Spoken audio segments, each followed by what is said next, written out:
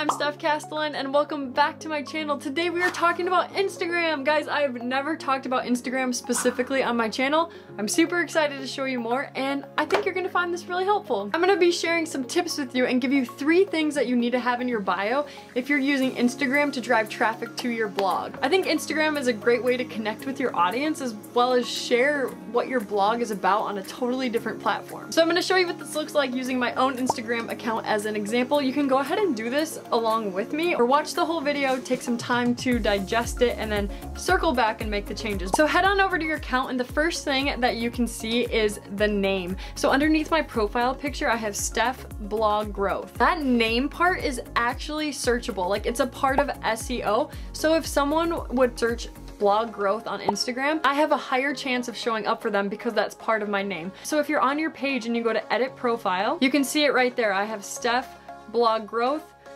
I could change this if I want. It says there you can only change your name twice within 14 days. So just keep that in mind. Think about what you actually want it to be, but put something that pertains to you and your blog. So either your blog name or what your blog is about. So for me, you know, I help new bloggers start and grow their blog, so blog growth works. Think of something beyond your first name or your first and last name that you think your audience might be searching for. And you can also use symbols to break up the text. So I have the little line in there now, but I could change this to 2 slashes or even a colon or just a black dot in the center. Just something that looks nice, that breaks it up a little bit. And then you're gonna go ahead and press the blue check mark and then tap it again.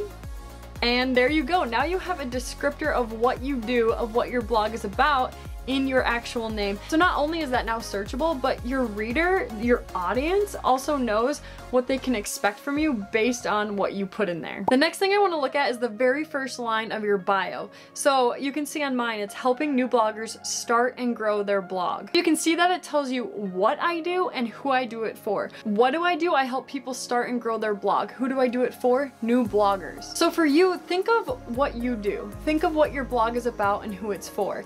Even if it's a lifestyle blog, even if, you know, you're kind of all over the place and you haven't specifically niched down yet. And this is why niching down and having a target audience in mind is so helpful when you're first starting your blog because you know exactly who you're talking to. I just had this discussion with someone on Instagram who reached out about niching down and not wanting to exclude anyone by picking a specific niche. But we had that conversation of when you niche down, the people who are interested in the topic that you're talking about are going to find you, and they're more likely to stick around because they want to know more about that topic. So when you have a specific niche and you have a specific target audience, you know who your blog is for. You know who would be a good follower, and you can tell them. You can tell them what you're going to write about, what you're going to provide, what they can expect from you.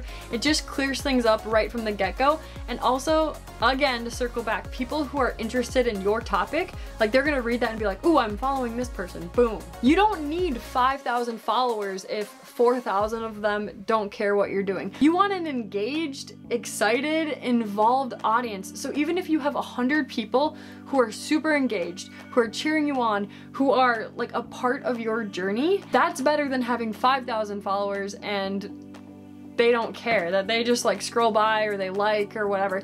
The 5,000 looks and feels better, but those 100 are what matter most. So keep that in mind as you write your bio, and you can change your bio as many times as you want. It's not like your name, which is just twice in 14 days.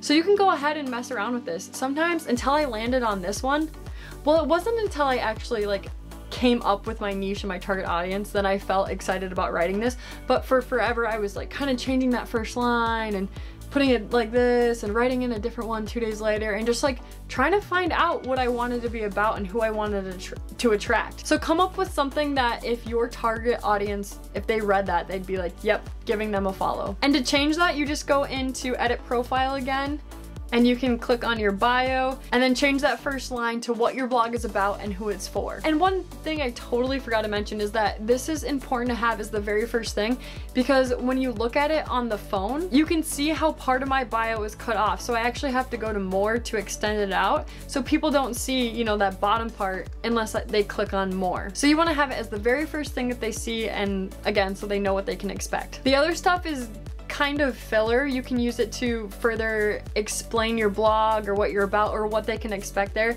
So for me, it's chasing dreams and cheering you on because I'm pumped up all the time and like literally just want you to succeed and like build something that you're excited about. Probably outside because we spend a lot of time outdoors, obviously, in the northern Michigan, because that's where we are. I think the rest of the bio, again, just kind of rounds out the story.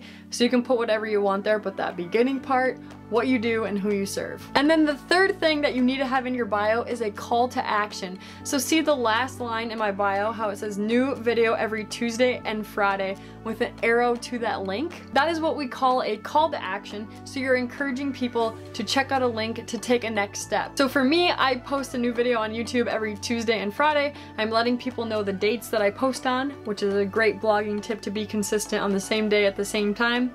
I have an arrow, which is engaging to let them know where they should click. And then when they click on that link, it takes them to another page that then has different options that they can watch with my YouTube channel, my blog, a freebie, and signing up for the email list. So for you, I mean, there's so many different options of things that you could do, but any sort of call to action.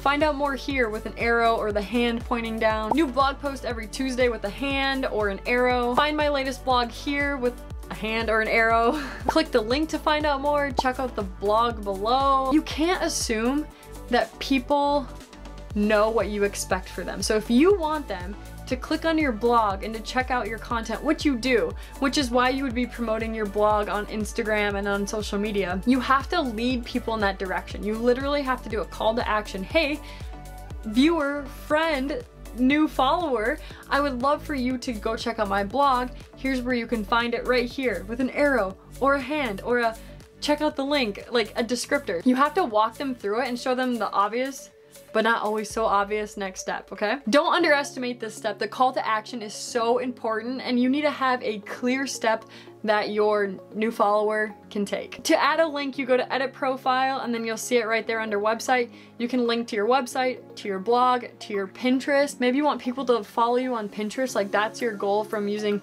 you know, Instagram and social media. But whatever that is, have a call to action. You can see that mine links to Linktree, which then takes them to different elements of my blog or to my YouTube channel, whatever they're looking for. So that's where you would put your link and drive your Instagram traffic to your blog. Oh, and if I had to tell you one thing, it's don't think too hard about it. Pick something to include in your name as well as that first sentence in your bio.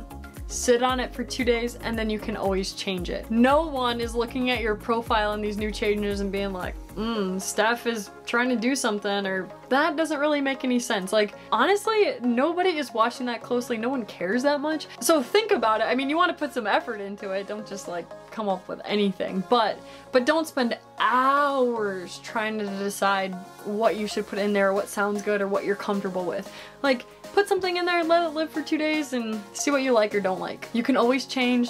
And quite frankly, you're probably going to change, which is a good thing. So that's it. That's the 3 things that you can do to drive more Instagram traffic to your blog. Make sure your name has a descriptor or a keyword in it.